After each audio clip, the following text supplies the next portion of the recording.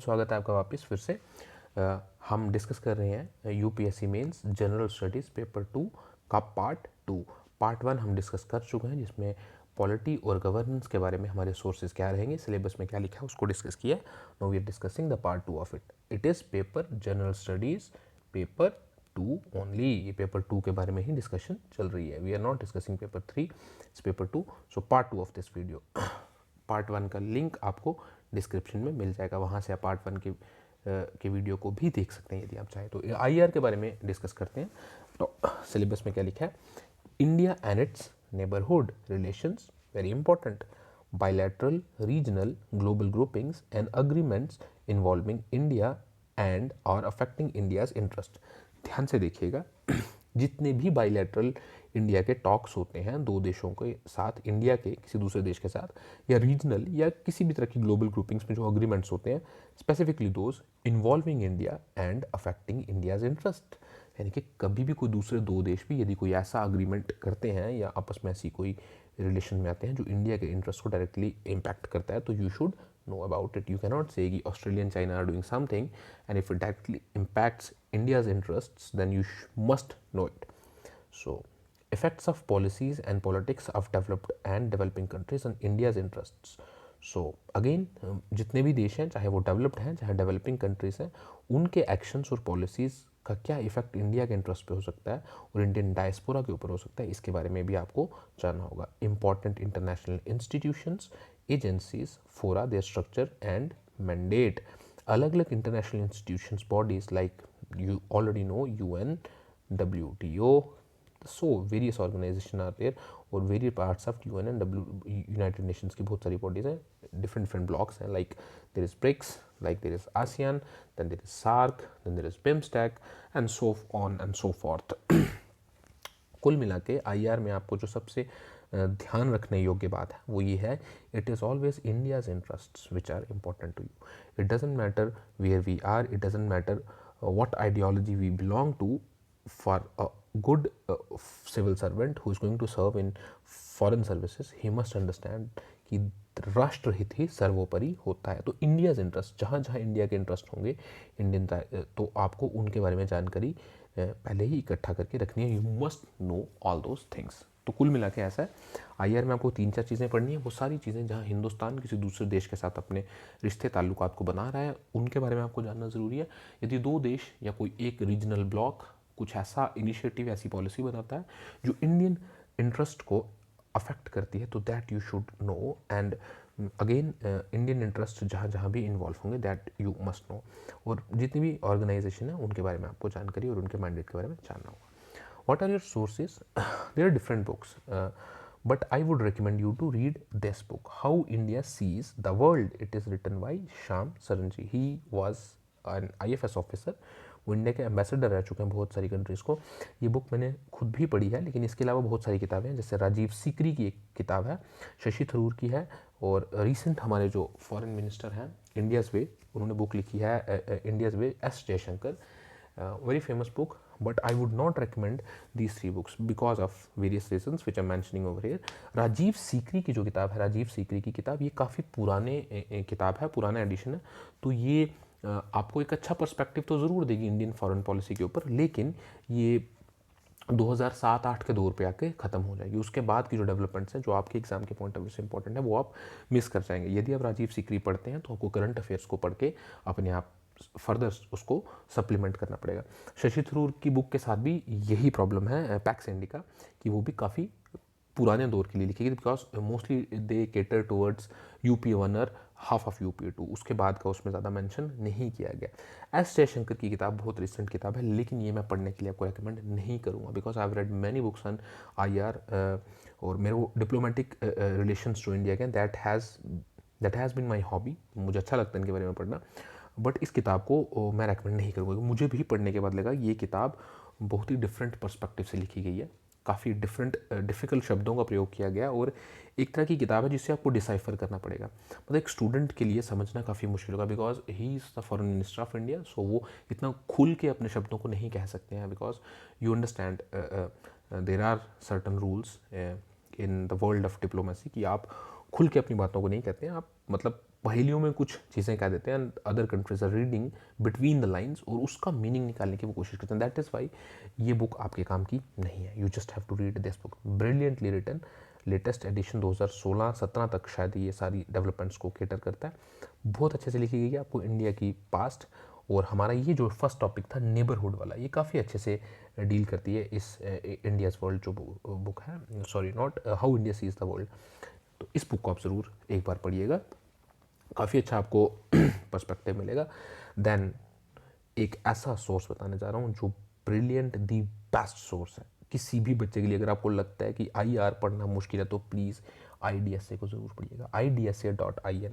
ये सोर्स पढ़ने के बाद you will definitely thank me कि सर आपने जो सोर्स बताया इससे ब्रिलियंट सोर्स हो ही नहीं सकता. सिक्योरिटी रिलेटेड मैटर्स और फॉरेन पॉलिसी रिलेटेड मैटर्स को आप यहाँ से पढ़ेंगे. इसके एक एक आर्टिकल को अच्छे से पढ़ना, you will definitely relish it. बहुत ज़्यादा डीप इनसाइट्स आपको यहाँ से मिलेंगे और इसके नोट्स बनाइएगा.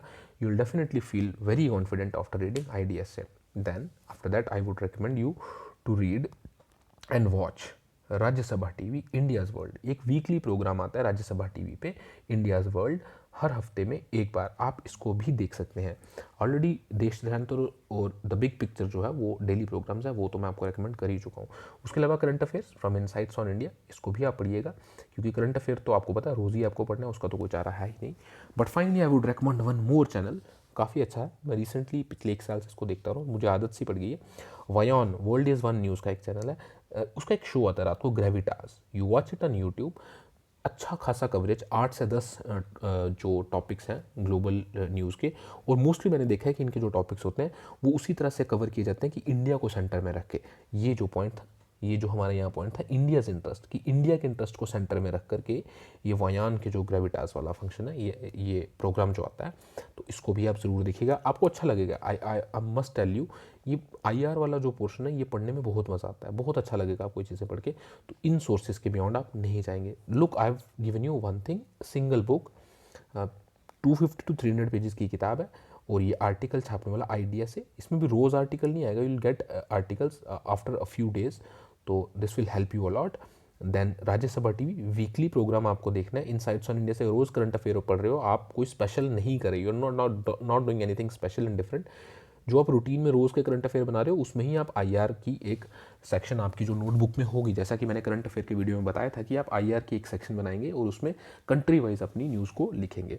फाइनली एक ग्रेविटास आप रोज़ शाम को एंटरटेनमेंट के पॉइंट ऑफ व्यू से देखेंगे, but this will enrich your knowledge a lot. Let us move on to the next topic now, social justice. Government policies and interventions for the development in various sectors and issues arising out of their design and implementation. So, in short इस topic को मैं ख़त्म करूँगा. Government schemes and policies. अगर आपको याद है current affairs की कॉपी में मैंने एक सेक्शन अलग से बनवाई थी, गवर्नमेंट स्कीम्स एंड पॉलिसीज़. तो जितनी भी स्कीम्स और पॉलिसीज़ आती हैं उनके क्या ड्रॉबैक्स हैं, उनको किस तरह से अच्छा बनाया जा सकता है, वो किस तरह से रीच आउट करती हैं पब्लिक में, उनके क्या मॉडल हैं, क्या डिज़ाइन है, ये चीज़ें आप अपनी कॉपी में ऑलरेडी करंट अफेयर्स में लिख रहे हैं. Then second topic is development processes and the development industry, the role of NGOs, self-help groups, various groups and associations, uh, then donors, charities, institution and other stakeholders. So जितने भी अलग अलग groups हैं society में जो काम करते हैं उनके रोल्स के बारे में बात चल रही है. तो बिलीव मी, इसके लिए आपको कोई स्पेशल किताब पढ़ने की ज़रूरत नहीं है. करंट अफेयर्स को अच्छे से पढ़ते रहिए. अलग अलग टाइम पे अलग अलग न्यूज़ इसके ऊपर आती रहती है. रिसेंटली एक न्यूज़ थी, NGOs के लाइसेंस को कैंसिल कर दिया गया. सो इस पर बहुत सारा डिबेट चल रही थी कि क्या NGOs का रोल हो सकता है positive, negative.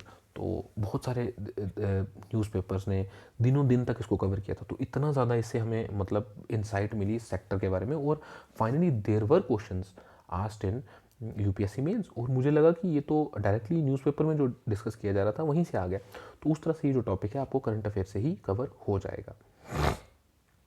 Then there is welfare schemes for vulnerable section of the population, vulnerable section of women, SCs, STs, और center and state for the and the performance of these schemes. तो center state की different schemes जो vulnerable population के लिए बने थे, mostly scheduled caste, scheduled tribes, OBCs, women and children and minorities also. तो vulnerable section के लिए अलग schemes होंगी. तो you already know यहाँ से government policies और schemes में हम इसको cover कर चुके हैं, ये repetition है उसकी. Then there is mechanism, laws, institution and bodies, constitution for the protection and betterment of vulnerable sections. Different bodies हैं like SCs, STs and atrocities act है. Then different कमीशंस हैं, माइनॉरिटी कमीशन है, then there is women commission, and then there is commission for scheduled tribes and scheduled castes, और इसी तरह की corporations बनाई जाती हैं इनको एम्पावर करने के लिए इन इस कम्युनिटीज़ को, तो you must know about them also. Issues relating to the development of and management of social sector service related to health, education and human resources. So जितने भी इशूज़ हेल्थ, एजुकेशन या human resource related आप देखेंगे उनके बारे में भी आपको पता होना चाहिए. कुल मिला के इसमें ज़्यादा कुछ आपको डरने की ज़रूरत नहीं है. Will come to the sources but just reading it for you. मैं जो आपका सिलेबस उसको पढ़ने की कोशिश कर रहा हूँ. Issues relating to development and management of social sector services relating to again health, education and human resource. कुल मिला के जो भी न्यूज़ हेल्थ, एजुकेशन और ह्यूमन रिसोर्स से रिलेटेड होगी आपको उसको अच्छे से पढ़ना है. And one more topic, poverty and hunger. यहाँ पे लिखा है पॉवर्टी एंड हंगर. इसके बारे में भी आप अच्छे से अपनी नॉलेज को बढ़ाएंगे. Whenever you see a news regarding health, education, human resource, poverty, hunger, इसके ऊपर आप अपना फोकस करेंगे. डोंट वरी, आपके लिए इनसाइट्स ऑन इंडिया है ना, जब भी करंट अफेयर पढ़ेंगे वो हमेशा अपने टॉपिक्स में, करंट अफेयर के टॉपिक में सिलेबस को ज़रूर मेंशन करता है कि किस हेडिंग के अंडर ये न्यूज़ हम लिख रहे हैं. आप एक बार करंट अफेयर को देखिएगा, आप समझ जाएंगे मैं क्या बोल रहा हूँ. तो insights on India will help you to overcome this obstacles. आपको डरने की ज़रूरत नहीं है. You don't need to read newspaper, क्योंकि न्यूज़पेपर से आप समझ नहीं पाओगे कि इसको सिलेबस के हिसाब से ये इंपॉर्टेंट है या नहीं है. But insights on India will help you in this. So उसमें आपको ऑलरेडी सब टॉपिक बना के एक सिलेबस का हेडिंग और नीचे टॉपिक दिया होगा कि किस हेडिंग के अंदर हम इस न्यूज़ को पढ़ रहे हैं. देन राज्यसभा टीवी जो आपको देखना ही देखना है. और इसके कुछ राज्यसभा टीवी पे क्या देखना है, जनरली इसमें स्कीम्स, पॉलिसीज़ को लेकर डिस्कशंस तो बिग पिक्चर वगैरह देश सेंटर में आती है, लेकिन आप स्पेशल प्रोग्राम्स आते हैं. कभी ट्राइबल्स के बारे में डिस्कशंस होती है, कभी वुमेन, कभी माइनॉरिटीज़, कभी डिफरेंट इंटीरियर और जो हिंटरलैंड है इंडिया के गाँव हैं और उनके क्या इशूज़ हैं लोगों के, स्पेसिफिक कम्युनिटीज़ के, उनके बारे में डिस्कस करते हैं. तो प्लीज़ ज़रूर देखिएगा. बहुत इंटरेक्टिव ऑडियो विजुअल्स के साथ वो प्रोग्राम्स आते हैं. That will make your this जो भी आपकी जर्नी है यूपीएससी की, इसको पढ़ाई से ज़्यादा एन्जॉयमेंट की तरफ ये राज्यसभा टीवी लेकर जाता है. काफ़ी आसान बना देगा आपके लिए कि प्लीज़ राज्यसभा टीवी देखने की आदत ज़रूर डालिए. सो समराइज़ करते हैं. मैंने आपको क्या चीज़ें, कुछ बेसिक बुक्स के बारे में बताया कि आपको कौन कौन सी किताबें पढ़नी है. अगर आप इन बुक को लिस्ट डाउन करेंगे तो you will realise most of this books I already recommended for prelims also. तो अगर आप प्रीलिम्स में अच्छे से पढ़े हैं तो मेंस में भी यही बुक्स हैं. बस एक दो एडिशन आपको यहाँ वहाँ से करनी है. उसके अलावा राज्यसभा टीवी आप रोज़ देखेंगे. IDSA को आप पढ़ेंगे जब जब आर्टिकल आता है. करंट अफेयर आप ऑलरेडी पढ़ ही रहे हैं यार, इसके लिए कुछ नया तो आपको करना नहीं ना. ऑलरेडी करंट अफेयर पढ़ ही रहे हो आप, तो करंट अफेयर तो चल ही रहा है. तो प्रीलिम्स और मेंस देख लीजिए किस तरह से इंटीग्रेट हो गया आपका सारा का सारा. देन डोंट्स, कभी भी आप ऐसा मत कीजिए कि प्लीज़ किसी भैया ने बोला था कि सेकंड ARC की रिपोर्ट्स को पढ़ लो. और भाई इतना टाइम नहीं है आप लोगों के पास, कितना टाइम वेस्ट करते फिरोगे. अरे भाई UN की कोई हंगर के ऊपर रिपोर्ट आ गई तो पूरी 500 पेज की प्रिंट आउट निकाल के हम पढ़ के अपना टाइम वेस्ट कर रहे हैं. डोंट डू दिस थिंग्स यार. न्यूज़पेपर्स में इनकी समरीज ऑलरेडी आती हैं. अगर आपको सेकंड ARC कमीशन के बारे में ही पढ़ना है तो ऑलरेडी विजन, इनसाइट से बड़ी सारी वेबसाइट्स ने इनकी समरी दी हुई है. डाउनलोड करो और पढ़ो. टाइम वेस्ट क्यों कर रहे हो यार. और ये जो हंगर वंगर पे जो रिपोर्ट्स आती हैं UN की, ज़्यादा इसमें मगजमारी या दिमाग ख़राब करने की ज़रूरत नहीं है. आराम से बैठो, न्यूज़पेपर में इनकी समरीज आती हैं, वो न्यूज़ कवर करती है, तो वहीं से आप इसकी समरी लिखोगे. उतनी ज़्यादा इंपॉर्टेंट ये नहीं होती, बट फिर भी एक अच्छा आपने आपको मीन्स में थोड़ा सा एनरिच करने के लिए आप एक हिंट उसमें से ले सकते हो. तो read the summaries, don't read the reports, क्योंकि रिपोर्ट्स पढ़ने में आप बहुत ज़्यादा टाइम वेस्ट करोगे. बहुत बहुत धन्यवाद पूरा वीडियो देखने के लिए. Stay tuned for the next video, which will be on General Studies Paper 3 and how to prepare for this.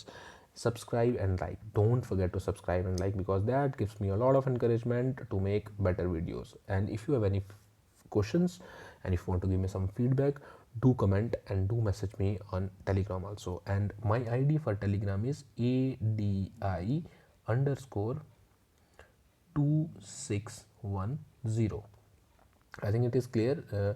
ADI_2610, ADI_2610. बहुत बहुत धन्यवाद.